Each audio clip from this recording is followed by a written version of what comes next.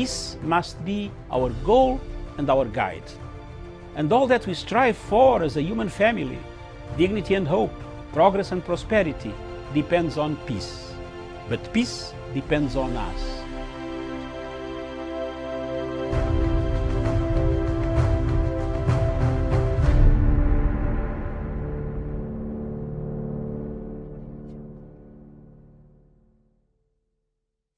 A very good afternoon to you, and thank you for joining us. This is Diaspora Dispatches, where we get to look at the news making headlines across the continent of Africa. My name is Mira Mogutu, and today, of course, it is a happy Independence Day there in Nigeria, with a lot of hashtags right now trending there on Twitter. One such a hashtag is hashtag Nigeria60 and useless.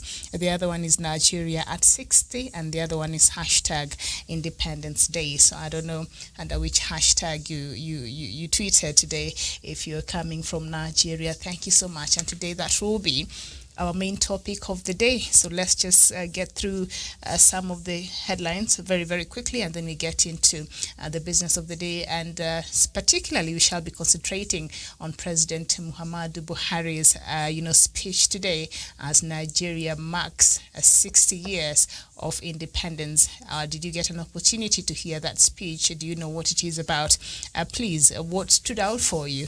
Share with me, and we shall look at that even as we continue. So let's start with Nigeria itself. And President Muhammadu Buhari has appealed for unity as the country celebrates its 60th independence anniversary. Nigeria gained independence from Britain on 1st October 1960.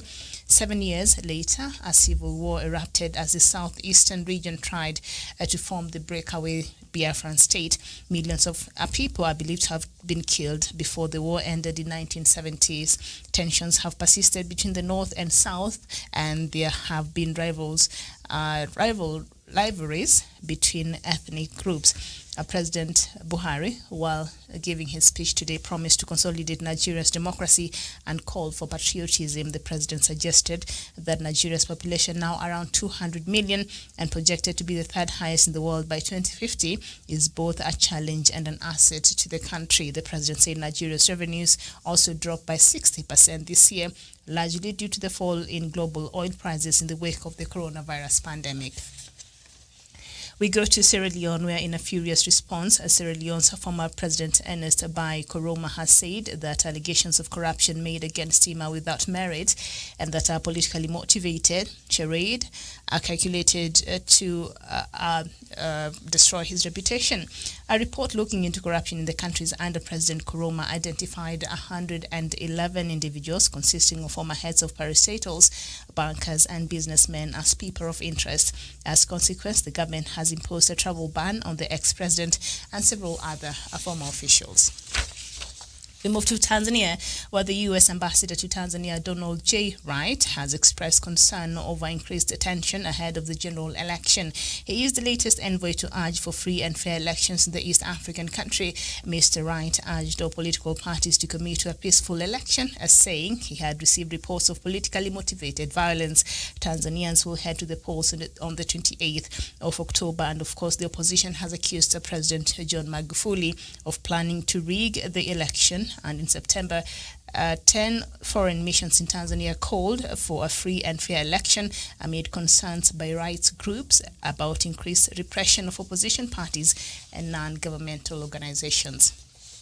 And we go to South Africa, where South Africa has opened its borders to the travelers from all over Africa, but has retained restrictions against countries with high coronavirus infection rates, including the UK, the US, and Russia. The country closed its border in March to limit the spread of the coronavirus. It will, from Thursday, that is today, reopen some land borders at its three main airports, that is Cape Town, Durban, and Johannesburg. And we go to Guinea, where the human rights organization Amnesty International says at least 50 people have been killed, mostly shot dead in Guinea during protests in the last year. Most of these protesters were killed during demonstrations against a third term for President Alpha Conde. In a new report, Amnesty accuses defense and security forces of being responsible for the killings and says that they are acting with impunity. The report also documents 200 people who were injured during protests and 70 arbitrary detentions. Amnesty called on the authorities to investigate and prosecute those responsible. Of course, presidential elections in Guinea are due later this month. And the World Health Organization's Regional Director for Africa's and Machinzo Moeti has said allegations that aid workers sexually abused women while tackling an Ebola outbreak in the Democratic Republic of Congo is heartbreaking. She said she said she will ensure a timely, fair and transparent investigation and that those found to have been involved will face serious consequences. Dr. Moeti said she would ensure mechanisms of reporting such acts are corrected. And then we go back to Nigeria. And as I said, Nigeria today is celebrating 60 years of independence. Please start sharing your thoughts. Even once I'm through, I think I still have like 3 more news items so we can get into it. It is our main topic of the day today. And let me know what you think of what is happening now, the current state of affairs there in Nigeria. All right, and still in Nigeria, Nigeria has lifted the ban it placed on the world's biggest long-haul carrier operating flights in the country. Emirates was banned from operating in the country after the United Arab Emirates stopped issuing visas to Nigerians. But the Nigerian Minister of Aviation, Hadi Sirika, tweeted that the UAE has written to say they will now issue Nigerians visas, and so Emirates will be allowed to fly into Nigeria. And then we go to Algeria, where lawyers in Algeria have been holding a nationwide strike in protest at what they say is increasing political pressure on the country's judicial system. The 2-day national strike is in solidarity with lawyers in the capital, Algiers, who started their own stoppage on Sunday. The lawyers say that there have been arbitrary arrests and an effort by the authorities to push through a new constitution. The powerful elite in Algeria has been shaken by mass protests demanding reform that started in February last year. And then we end with South Sudan, where the IGAD Special Envoy for South Sudan said he is dismayed over the reports of fighting between a splinter group and the SPLA-IO in Yei River area, Central Equatoria State. On Tuesday, the main opposition army accused General Moses Lokujo of attacking its opposition in Kajo-Keji areas of Central Equatoria State. General Lokujo, who was a senior military commander in the SPLA-IO, switched side last week by pledging alliance to the SSPDF under President Salva Kiir. According to the SPLA-IO, the general was escaping punishment for an alleged killing of the 3 SPLA-IO officers in May 2020. It accuses the General Lokojo of launching an attack on a training center for the unified forces. So that is the latest in the continent. Thank you so much for joining us. So now let's just get into our topic of the day there. As you can read from our title there, Nigeria today commemorates its 60th anniversary. 60 years since Nigeria became a free country, free from colonialism. And while we are still at it, tempers flared on Wednesday when socio-political organizations assessed the state of the nation in 60 years of its independence. Groups such as the Apex Igbo Socio-Cultural Group, Ohanaeze Digbo, Afenifere and the Middle Belt Forum, in separate interviews with The Punch, described federalism as it currently being practiced in Nigeria as fraudulent and called for genuine restructuring of the country. Now, the Apex Northern Group, the Arewa Consultative Forum, in an interview with one of the correspondents in Kaduna, dismissed the call for restructuring, saying it was not well defined by its proponents. The group said the North could not be intimidated. Now, the ACF also said the North preferred a referendum to determine Nigeria's continued existence. Excuse me, the North now also wants a referendum? Okay, so adding that various parts of the country could go their ways if its existence was no more desirable. But the President of the Senate, Dr. Ahmed Lawan, urged Nigerians to use the opportunity of the ongoing constitutional review to suggest ways the country could get a true federalism. Now, Lawam, in his special message to Nigerians on the 60th independence anniversary of the country, said, "Our past, as the legislature will continue to provide true representation to the Nigerian people and to strive to make the government work for them. In this regard, the 9th National Assembly is committed to having another look at our constitution. This is with a view to making it a document of the people of Nigeria. And they also said fellow Nigerians should take advantage of this opportunity by taking active part in the constitution review process. All right, very well. So we know President Buhari made his speech today, and of course in his speech he appealed for unity as the country celebrated 60 years of independence. And just before we get into much of what President Buhari said today, because he said a lot, and that means we have a lot to talk about today, let's just get into Nigeria's history. And please, if there's anything I leave out, please, you're free to add there in the comment section.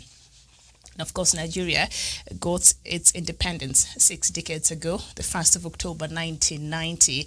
The first in a series of military coups took place in 1966 amid dissatisfaction with progress since independence and frustration that most people in top government roles are Northern Hausa-speaking Muslims. The main figures behind the coup were ethnic Igbo officers from the mainly Christian South. Now, in a counter coup, the Semia Igbo officers were killed, and brutal slaughter of Igbo civilians occurred in the north, forcing thousands to flee to their southeastern heartland. Between 1967 and 1970, civil war rages in the southeast after Igbo separatists declared an independent Republic of Biafra. More than 1 million died, most of them Igbos, from the effect of war, famine, and disease.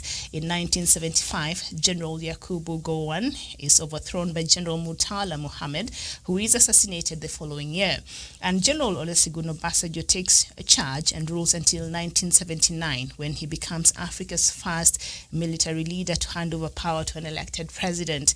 President Shehu Shagari holds on until 1983, when he is toppled by General Muhammadu Buhari. 2 years later, General Ibrahim Babangida takes over in a coup and stays in power until 1993.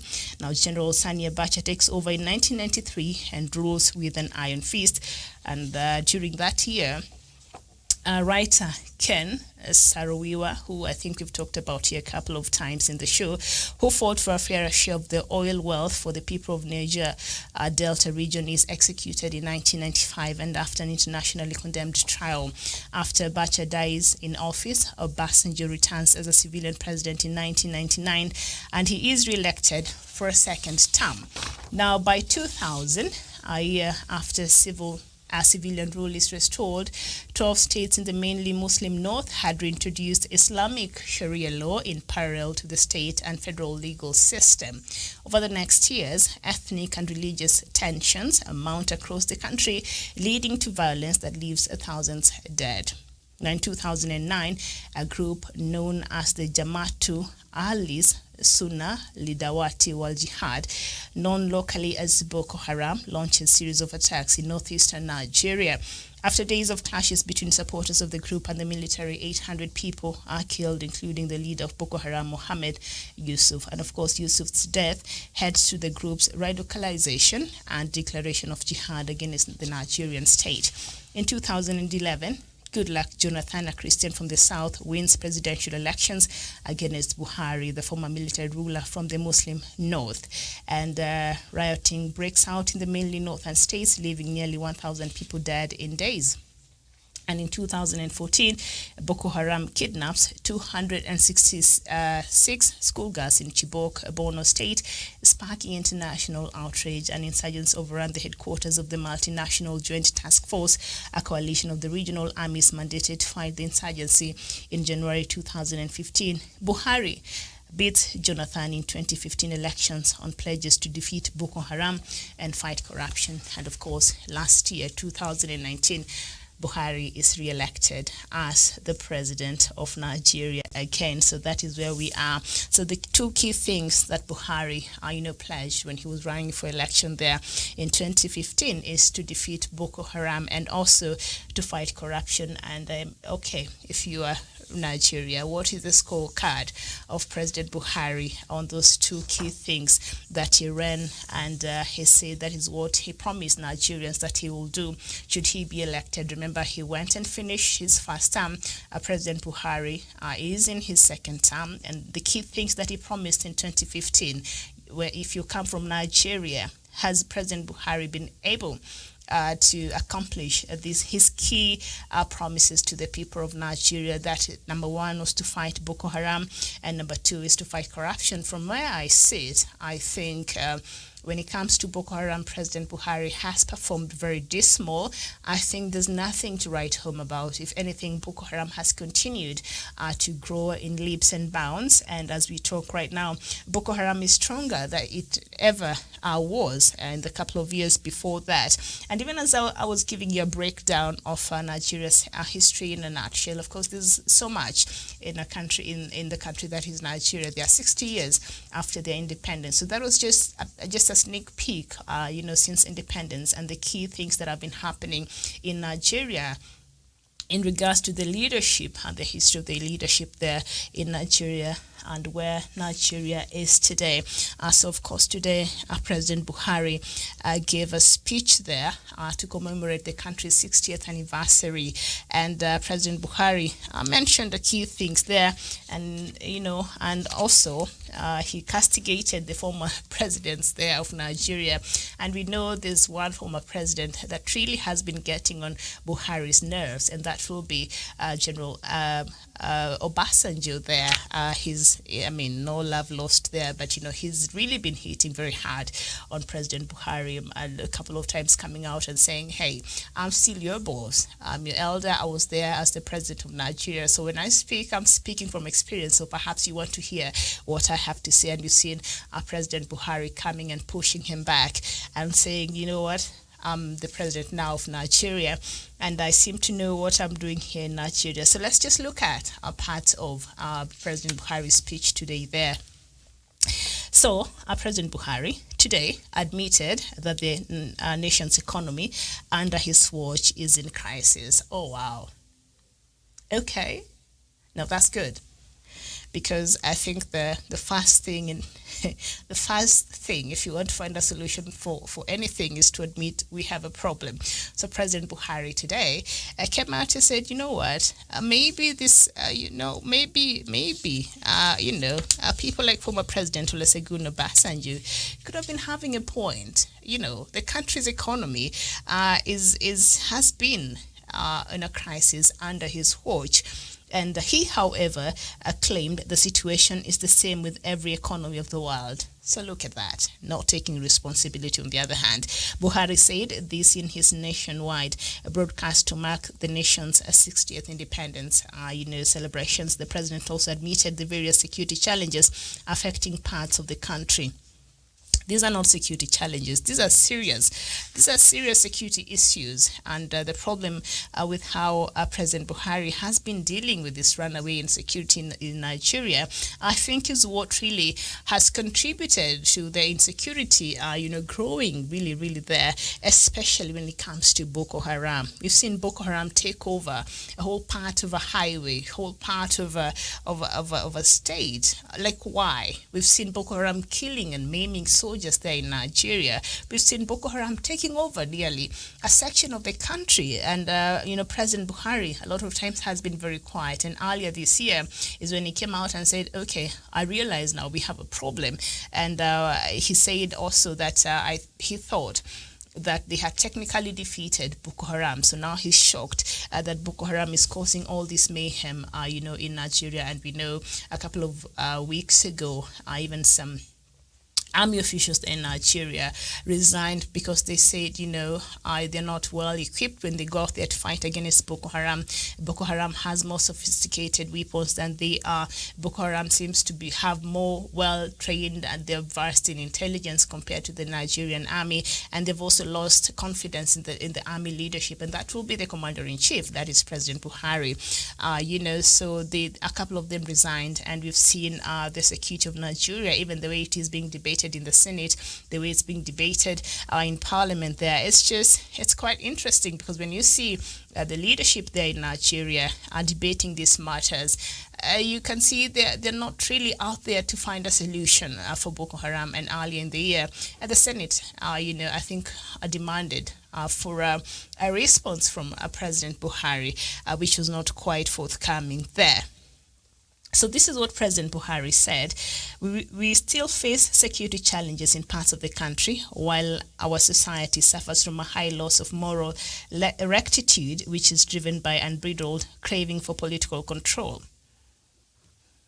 Okay, it's a big English there, Mr. President. And he said, an underlying cause of most of the problems we have faced as a nation is our consistent harping on artificially contrived fault lines that we have harbored and allowed unnecessarily to fester.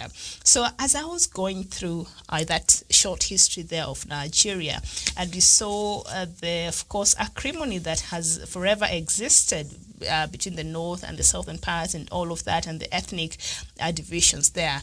And of course also, I think religious divisions there also have played a bigger part. So maybe this is what President Buhari is alluding. I'm just trying to read between his lines because it's not really straightforward. All right. So he's saying, in addition, institutions such as a civil service, police, and the judiciary, the military, all suffered from a general decline.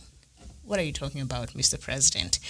He said, we need to begin a sincere process of national healing, and this anniversary presents a genuine opportunity to eliminate old and outworn perceptions that are always put to test in the lie that we always are.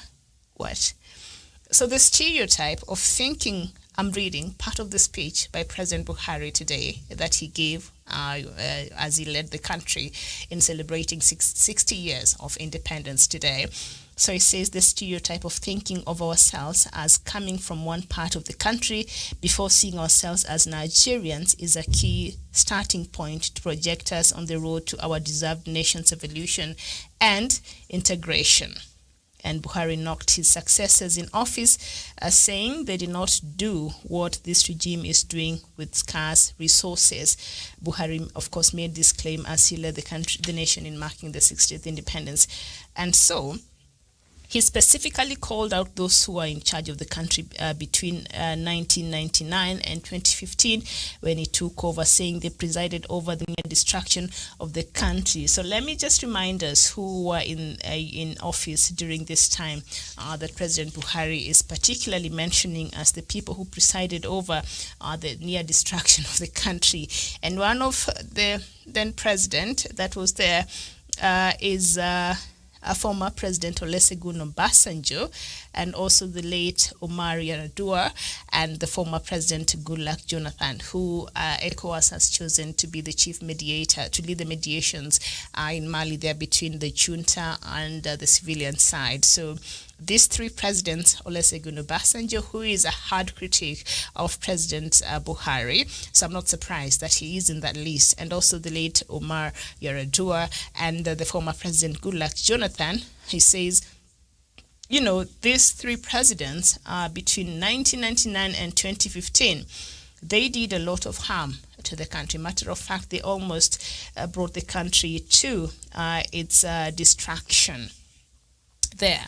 Now, also the president said that no government in the past did what we are doing with this such scarce resources. So he's saying Nigeria, we are going through a tough time economically, and so we're just trying to make best with what we have. And so you cannot really blame my government for, you know, when you just don't want to take responsibility, you'll always point at it is those people, it is that person. They were supposed to do this, they failed to do this. When they were in power, that is such an escapist, mentality that you fail to see.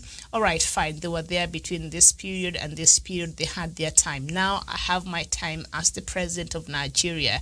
So what is it does the people of Nigeria want for me to do as their president? What do they expect of me?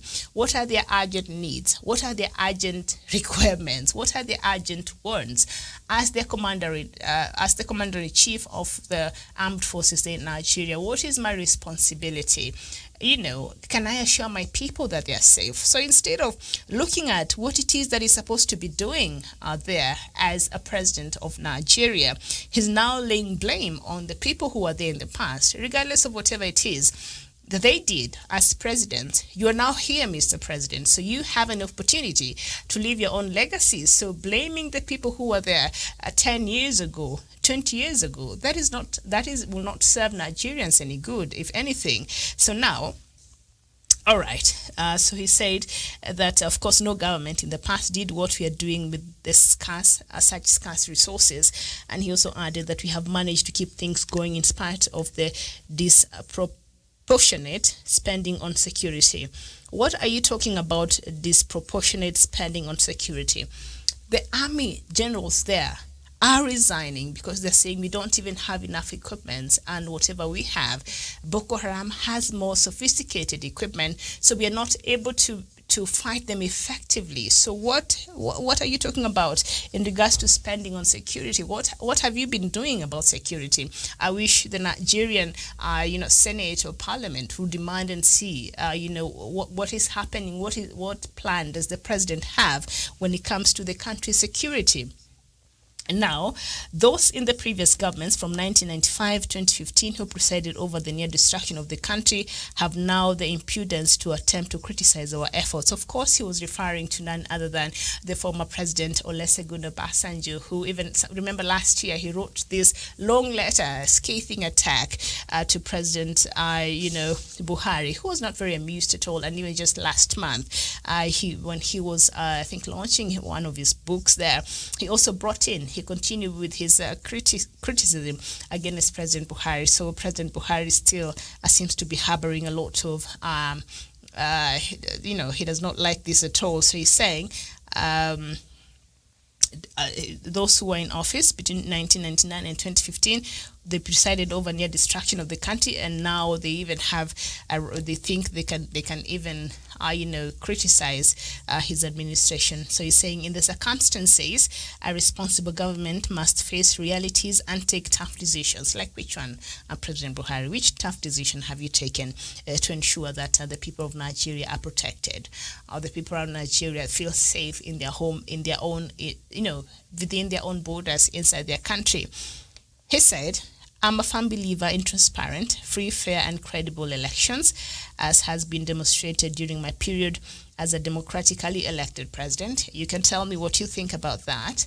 And so he says that is anchored in the recent build-up and eventual outcome of the Edo State elections should encourage Nigerians that it is by commitment to bequeath to this country's process and procedures that would guarantee that the people's votes count. And he's saying the problems with the electoral process are mainly human-induced, as desperate desire for power leads to desperate attempts to gain power and office. So let's just see why President Buhari will be coming for former President Olusegun Obasanjo. Obviously, when he was referring to his predecessors, now thinking they can attempt to criticize his efforts. Sometimes back, last month, in his latest criticism to the Nigerian president, former President Obasanjo said Nigeria was titling towards failure, describing the country as a basket case. And I think we had that conversation here. So we saw how President Buhari responded to that. He was not at all amused. And of course, also he added that Nigeria is fast drifting to a failed and badly divided state. Economically, our country is becoming a basket case and poverty capital of the world. And socially, we are firming up as a wholesome and insecure country. That is what Obasanjo said last month. Now, in 2018, Obasanjo labeled Buhari incompetent and accused him of nepotism. He also doubled down on the criticism on his former ally in subsequent statements and open letters. But, he wrote him an open letter again last year. Now, weeks before Nigeria's last general elections, he accused Buhari of, that is Obasanjo, accused Buhari of desperation to retain power, comparing him to the late Nigerian despot, General Sani Abacha. And so, and that's, I think, for even President Buhari to bring up the name of the former president on today's speech while he was addressing the nation as marking the 60th independence of Nigeria there, that means that point that Obasanjo made might have hit home in some ways, because when you really don't care, or when you feel somebody does not have some truth over whatever it is they're saying, you really don't care much about what they say. But if that means it bothers him, whatever President Obasanjo said, that Nigeria is becoming a basket case, and the runaway insecurity and all that. You remember that open letter that Olusegun Obasanjo wrote sometimes back last year, and the criticism that has been following after that. And so, yes, so the hashtags that I've seen trending today on this matter is Nigeria 60 and useless. Okay, and a lot of Nigerians had so much to say under that hashtag. The other hashtag was hashtag Nigeria at 60, and the other one was hashtag Independence Day. I don't know where you stand this afternoon. I don't know, what are your feelings 60 years later after Nigeria, got its independence from the British 60 years ago. And as I mentioned there yesterday, tempers flared when socio-political organizations assessed the state of the nation in the 60 years of its independence there in Nigeria. Now, this group, such as the Apex Igbo Socio-Cultural Group, Ohanaeze and Digbo, Afenifere, these names are difficult, and the Middle Belt Forum, in separate interviews with The Punch, described federalism as it currently being practiced in Nigeria as fraudulent and called for genuine restructuring of the country. Okay, now the Apex Northern Group, this comes from the northern part of the country, the Arewa Consultative Forum, in an interview with one of the correspondents in Kaduna, dismissed the case for restructuring, saying it was not well defined by its proponents. So they're saying, you're saying we restructure, but what exactly do you mean? That is from the Northerners, and the group say the North could not be intimidated. So it's like this group, part of the country, feels, you're intimidating us. You just want us to bow to your demands. You're not going to do that. And the ACF also said the North preferred a referendum to determine Nigeria's continuous existence. Hold on. So who is this saying that the North? I thought the referendum was always coming from the southern part of Nigeria.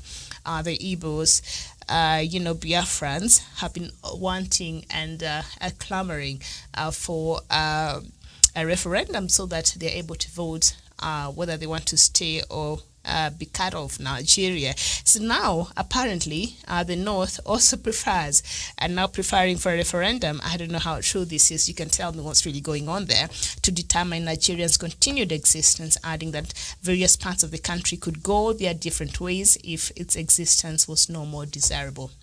All right, now look at that.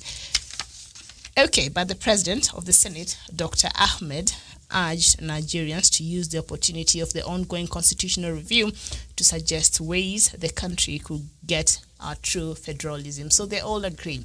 We have a problem with the way a federalism has been set up in Nigeria. It's not working, even for the Northerners and for everybody there in Nigeria. So perhaps during this time, the country is going through a constitutional review. Perhaps, even Nigerians could suggest ways in which they could benefit from federalism. So, okay, that's quite interesting there. Lawan, in his special message to Nigerians on the 60th independence anniversary of the country, said, "On our part as the legislature, we will continue to provide true representation to the Nigerian people and to strive to make their government work for them." I don't know how much they've been able to do in regards to that. You can tell me if you're coming from Nigeria or from every part, any part of that country, you can let me know how well these members of parliament have been representing you. So today, in a nutshell, we've been looking at Nigeria at 60. Nigeria is celebrating 60 years since independence, and President Buhari, for the first time, came out to agree that under him the economy of Nigeria has not doing very well, and also he acknowledged the security challenges the country is going through. But these are not just very light security challenges, Mr. President. These are very serious extremist insecurity posed by Boko Haram. One of the key things that you promised when you were campaigning in 2015, that you are going to defeat Boko Haram and you're going to help fight corruption. Instead, those two things have really thrived under the leadership of President Buhari. So what is the scorecard there for President Buhari? If you come from Nigeria, you can let me know.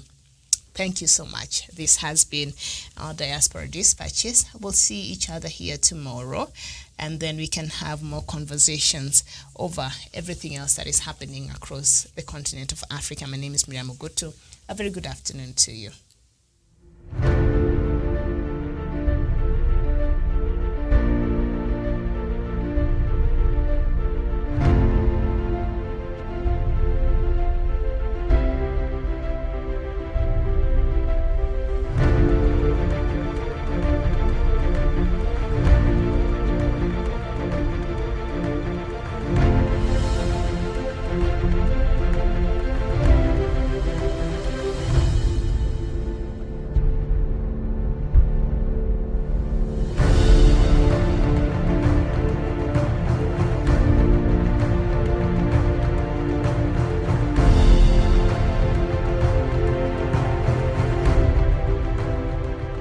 Peace must be our goal and our guide.